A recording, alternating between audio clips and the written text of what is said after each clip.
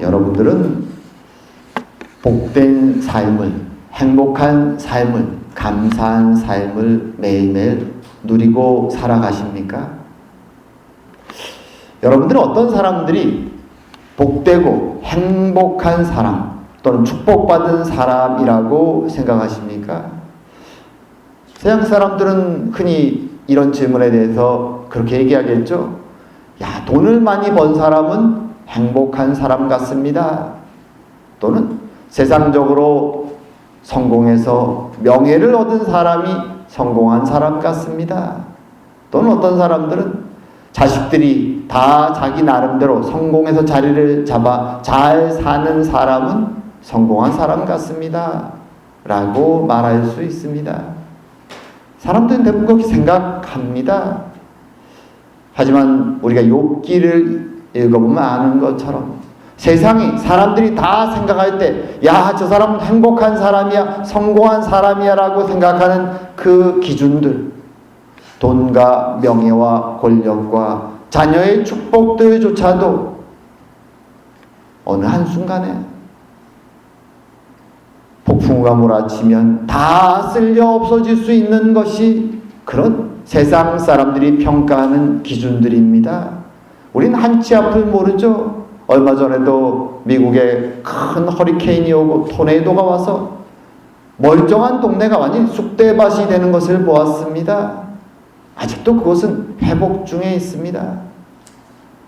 우리가 바라볼 때의 세상의 축복이라고 하는 것, 행복이라고 하는 그 조건들은 욥기서가 우리에게 말해준 것처럼 한순간에 다 빼앗기고 정말 나는 저주받은 사람이라고 말할 수 있는 지경에까지 그 낭떠러지에 떨어질 수 있는 것이 세상이 일반적으로 생각하는 축복과 행복의 기준들입니다. 우린 그런 불안하고 불안전한 세상을 살아가고 있습니다. 그래서 오늘 본문은 어떠한 세상의 조건이 태풍이 몰아치든 재앙이 오든 전쟁이 일어나든 어떠한 조건 속에서도 흔들리지 않는 참된 행복의 조건이 무엇인가? 그것을 우리들에게 말씀해 주고 있습니다. 오늘은 그 내용을 나누면서 과연 나는 그 행복을 누리고 기뻐하고 감사하고 있는가? 우리의 모습을 돌아보며 하나님이 주시는 메시지를 생각해보는 시간을 갖기 원합니다. 자, 오늘 본문은 시편 전체 책들 중에 첫 번째 책, 그래서 시편 1편 저희가 그렇게 말하죠. 시편이 전체가 몇 권으로 되어 있을까요? 몇 편이나 되어 있을까요? 그죠, 150편. 그리고 그 150편 안에 구분이 또 있는 거 아십니까? 작게 나누면 5권으로 나누어집니다. 5권으로. 그래서 5권의 구분이 있고 그 안에 150편의 시편들이 들어갑니다. 그런데 오늘 우리가 읽은 시편이 그 첫 번째 머리에 있는 것이죠. 보통 일반적으로 시편 1권과 2권, 시편 72편으로 끝나는 이 2권까지는 이스라엘이 멸망 전에 성전에서 불렀던 찬양이었다라고 생각합니다. 물론 저자는 다양하죠. 물론 다윗 왕이 지은 것이 가장 많고 솔로몬도 있고 고라자손의 노래도 있고 많은 레위인과 제사장이나 왕들이 지은 다양한 시편, 이 기도문이 있습니다.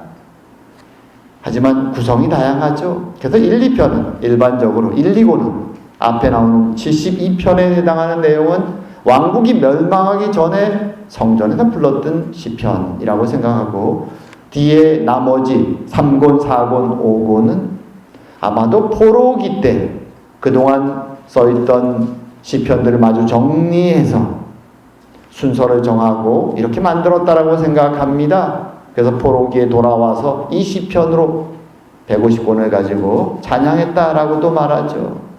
그런 의미에서 볼 때 이 150권이 나름대로 구조가 있고 의미가 있는데 왜 오늘 읽은 1편은 첫 번째 위치에 있을까라고 생각하면 더 큰 의미가 있죠. 그래서 많은 학자들은 이 시편 1편은 150편 전체 시편 말하자면 책에서 주제를 드러내는 위치에 있다라고 말합니다. 그 주제가 뭘까요? 생명의 길, 죽음의 길, 축복받은 자, 복받은 자의 길, 또는 심판받고 멸망받는 자의 길, 인생에는 이 두 길이 있다라는 말씀을 줍니다. 자, 근데 오늘 우리가 보게 될 것은 시편 이 1편의 첫 번째 절인데요. 흥미로운 것은 이 첫 번째 절, 우리가 흔히 생각할 때, 야, 누군가가 복을 받았다 라고 생각할 때, 그럼 그 복받은 사람이 도대체 무엇을 했기 때문에 복을 받았을까 라고 생각할 텐데, 오늘 본문 시편 1편은 도리어 반대로 어떤 것을 하지 않는 사람이 복받은 자인가 라고 부정적인 내용으로 시작하고 있다는 것이죠. 그것이 우리가 흔히 생각하는 세상적인 기준의 생각과는 다른 것이죠. 우리도 흔히 생각하죠. 저 사람 복 받았어. 왜? 뭘 했대 그 사람이? 어떤 일을 했기에 그 사람이 도대체 복을 받았대. 나도 그 일을 했으면 좋겠어 라고 생각할 텐데, 오늘 시편은 어떤 것을 하지 않은 사람이 복받은 사람이다라고 말을 합니다.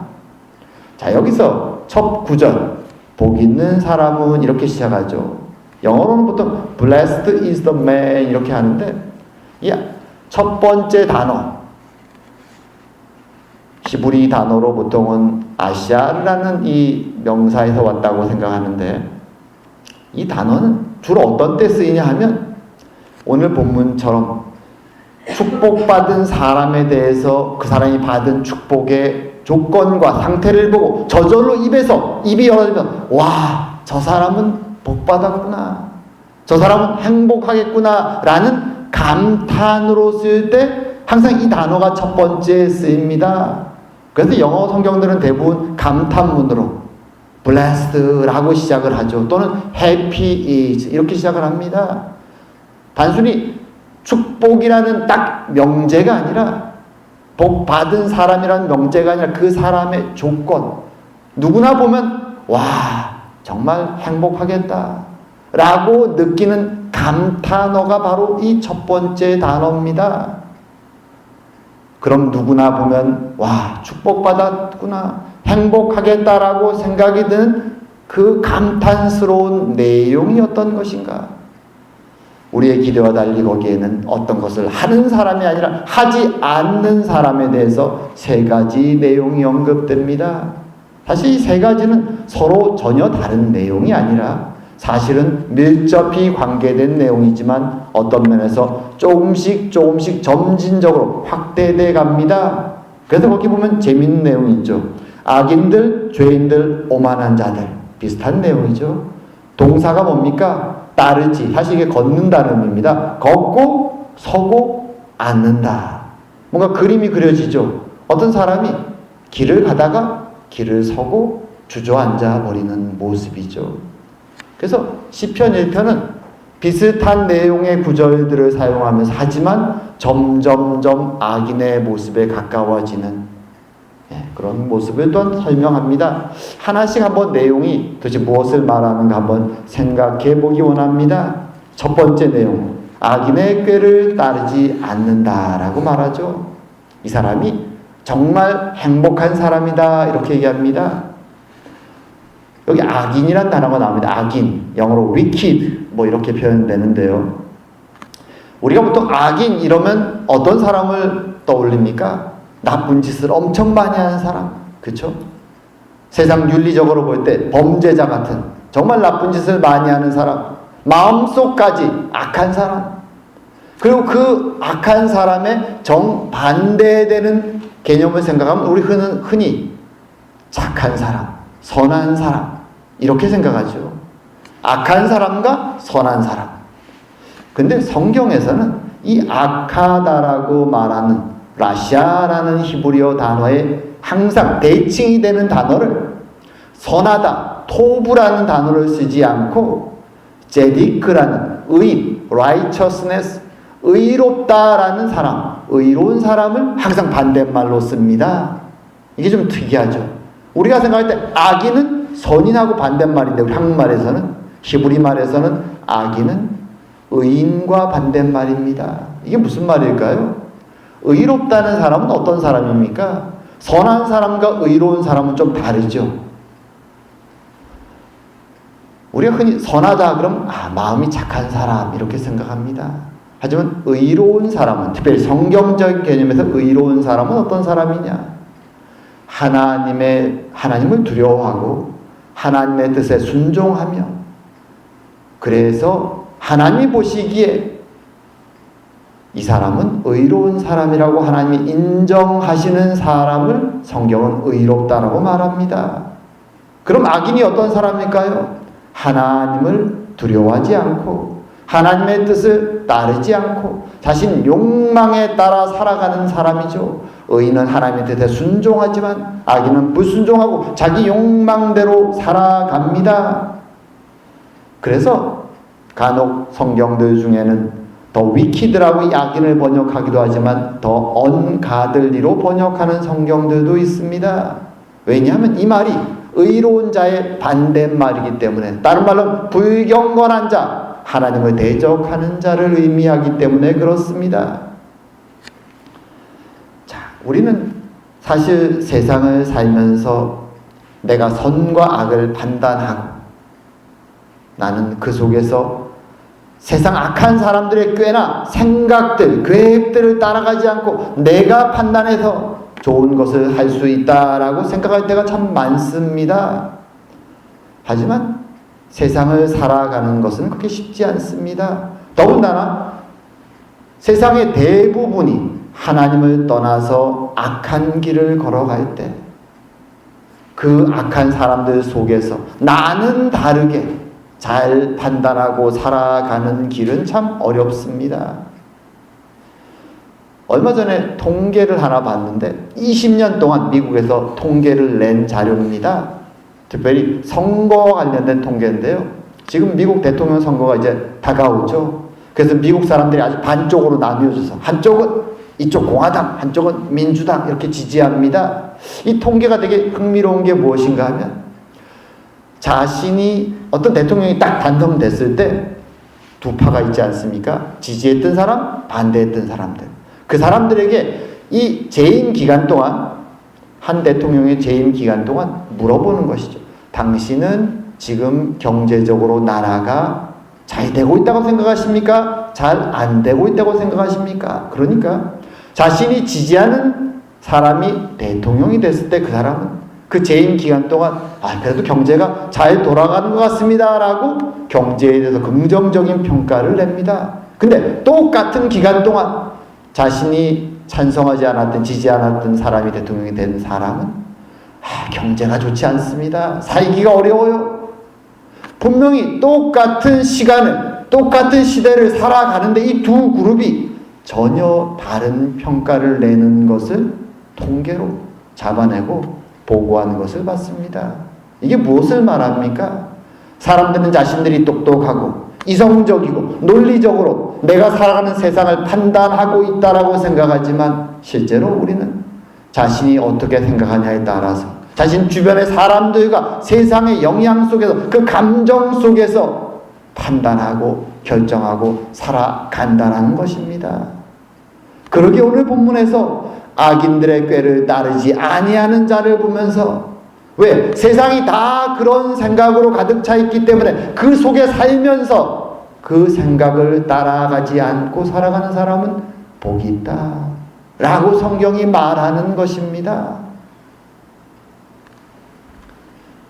쉽지 않기 때문에 이렇게 말하는 것이죠. 자, 두 번째로 오늘 본문이 뭐라고 말합니까? 죄인들의 길에 서지 아니한 자. 여기 죄인이라는 히브리어 단어가 하타라는 단어입니다. 이 어근의 원래 뜻은 뭔가 하면 목표, 타겟을 미스했다, 타겟을 맞추지 못했다, 목표물을 맞추지 못했다라는 의미가 원래 어근의 의미입니다. 그리고 그것을 죄라고 성경은 말합니다. 인생에 다 모든 사람은 목표가 있죠. 자신의 목표를 향해서 열심히 나아갑니다. 그러다 보면 그게 자신의 길이 되죠. 자신의 삶의 모습이 되고 습관이 되고 그게 자신의 인생의 방식이 됩니다. 그런데 성경은 하나님이 정해주신 인생의 목적을 미스해서 엉뚱한 목적으로 나아가는 사람들의 길을 죄의 길이라고 말하는 것입니다.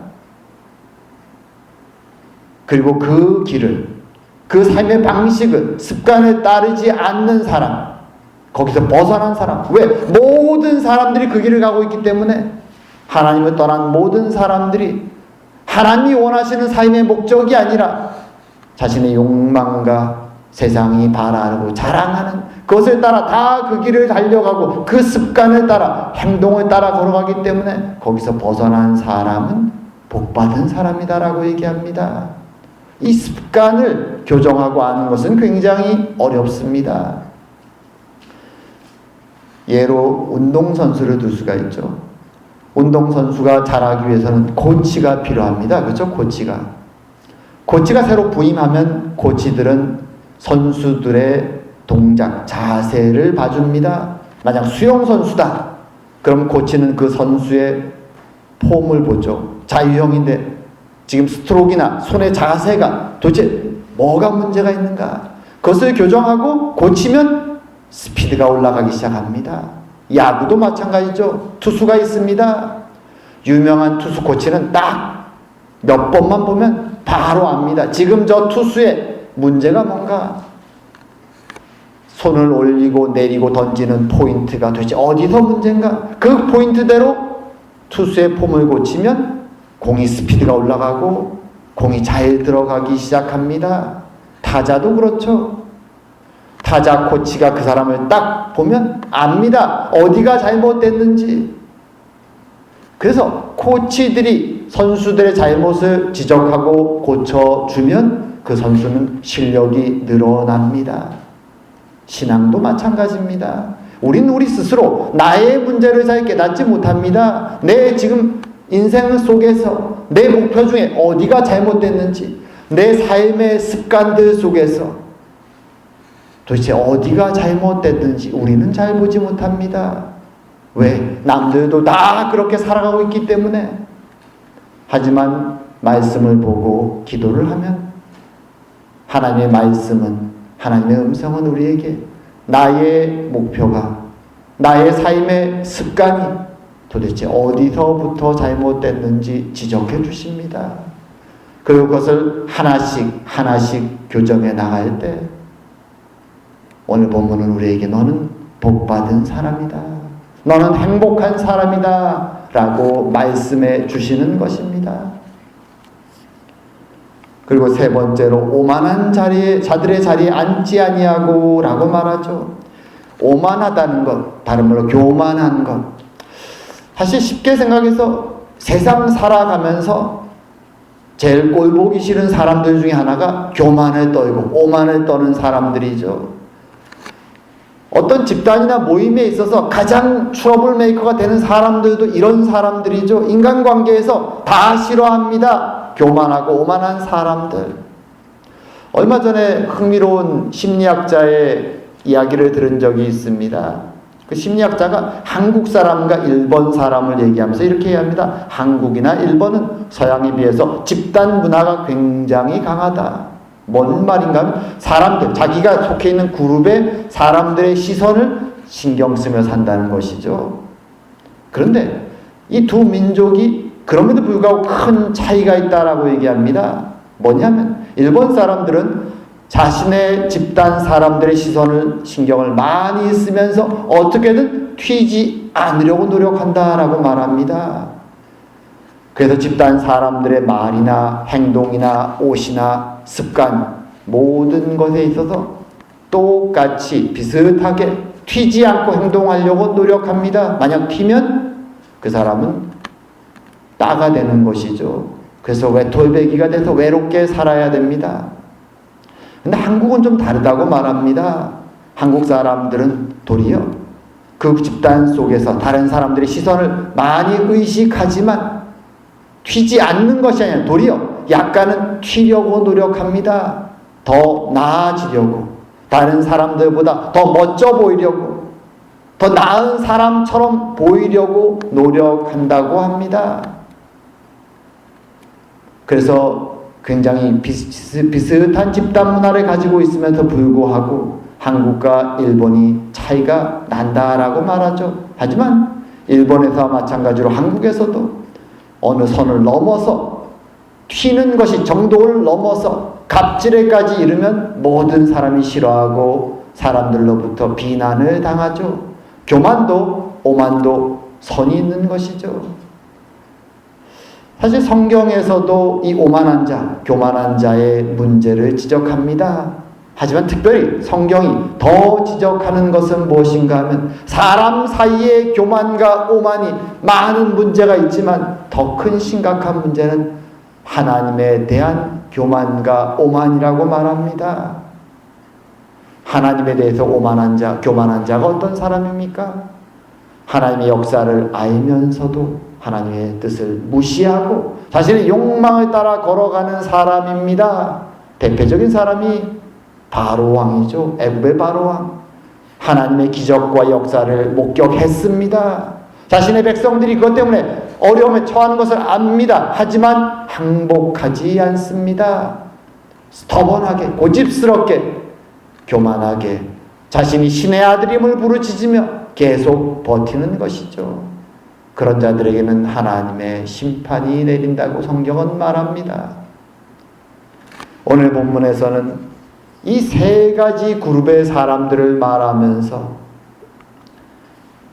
우리에게 한편으로는 경고하고 한편으로는 위로하고 있습니다. 말하자면 우리가 살아가는 세상이 이런 자들로 가득 차 있기 때문에 사실은 우리도 의식하지 못하며 그 속에서 그렇게 살아갈 때가 많다라는 것입니다. 그것을 경고하고 있는 것이죠. 깨달으라는 것이죠. 사실 이스라엘 백성들이 출애굽을 해서 가나안 땅으로, 약속된 땅, 적과 구리는 땅으로 바로 가지 못하고 광야에서 40년을 살았던 이유가 바로 거기에 있습니다. 하나님은 출애굽한 이후에 모세오경에서 반복해서 이 부분을 지적해 주십니다.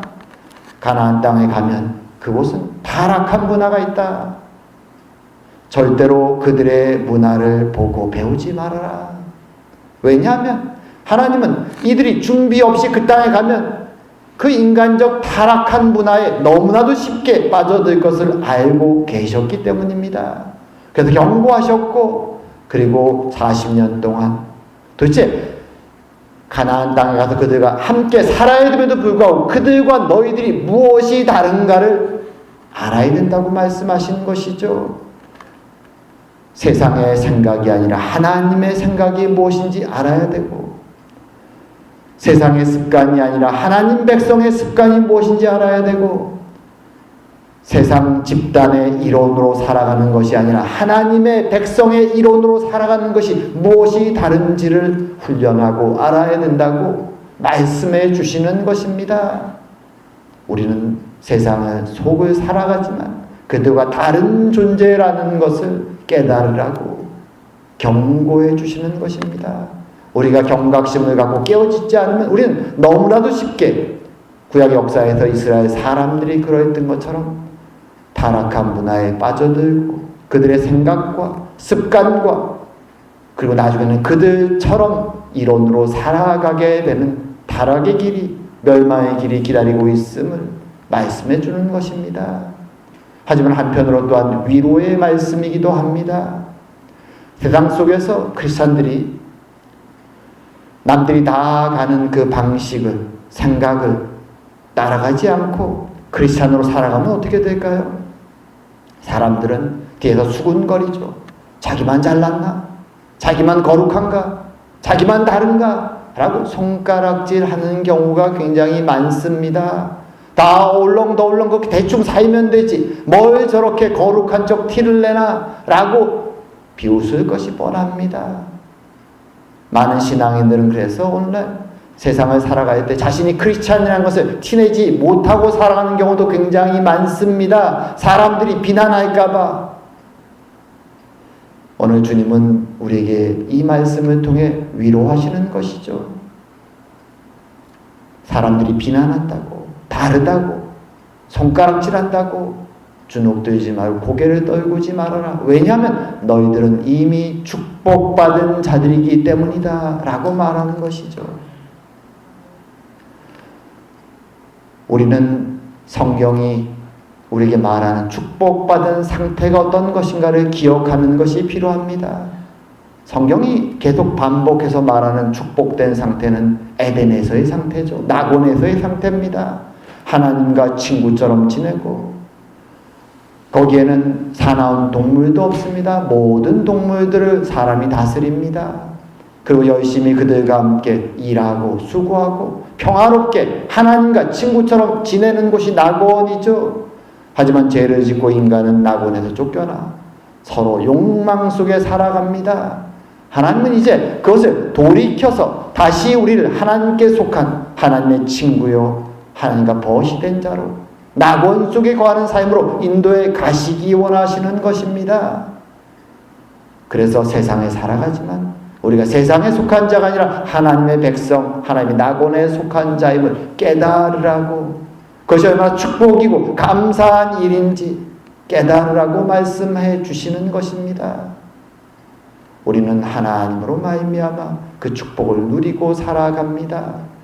물론 그 길은 쉽지 않죠. 그래서 우리 믿음의 조상들의 삶도 세상적으로 볼 때는 어려움이 많았습니다.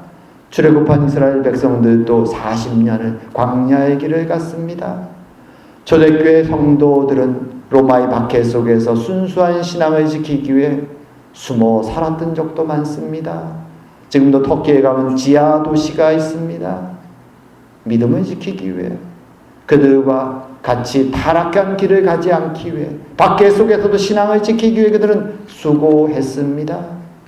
100년 전 우리 한국에 복음이 들어왔을 때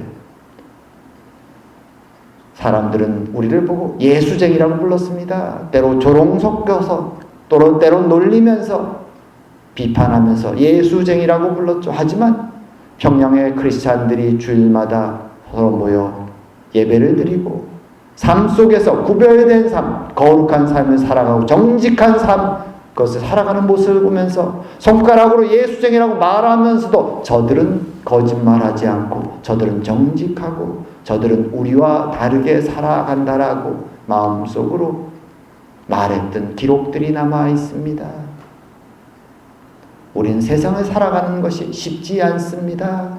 하지만 그럼에도 불구하고 오늘 주님이 말씀하신 이 말씀을 따라 우리는 이미 축복받은 자들임을 기억하고 하나님의 은혜에 따라 비록 육신은 세상 속에 살아가지만 세상 사람들의 생각을 따라가지 않고 세상 사람들의 삶의 방식을 따라가지 않고 교만한 자의 자리에 앉지 않고 오직 하나님의 생각과 하나님의 삶의 방식과 하나님의 백성의 이론으로 이 길을 주님과 함께 하루하루 살아감으로 통해서 우리의 삶을 통해 주의 영광이 드러난, 그리고 주님과 동행을 통하여 기쁨과 감사가 우리 삶에서 넘쳐나는 은혜를 경험하는 우리 모두 되기를 주의 이름으로 축원드립니다. 다 같이 기도드리겠습니다. 사랑과 은혜의 하나님 아버지, 우리를 사랑하셔서 주의 백성으로 불러주시고 주의 영광스러운 백성의 위치에서 구원받은 자, 의로운 자, 거룩한 백성이라고 말씀하여 주시니 감사드립니다. 육신은 세상 속에 있고 세상의 유혹과 생각이 항상 우리 주변에 돌아다니고 우리를 때로 넘어뜨리기도 하지만 그럼에도 불구하고 우리는 세상에 속한 자가 아니라 하나님께 속한 자요, 누구도 우리를 그 하나님의 손에서 끊어낼 수 없음을, 그러기에 우리가 축복된 자요, 행복한 자요, 감사한 자임을 오늘 말씀을 통하여 말씀하여 주시니 감사드립니다. 이것을 기억하며 세상 속에서 주의 백성으로 감사와 찬양을 올리며 힘있게 살아가는 우리 모두가 될 수 있도록 주님 축복하여 주시옵소서. 오늘도 함께 하심을 감사드리오며 모든 말씀 예수님 이름으로 기도드립니다. 아멘.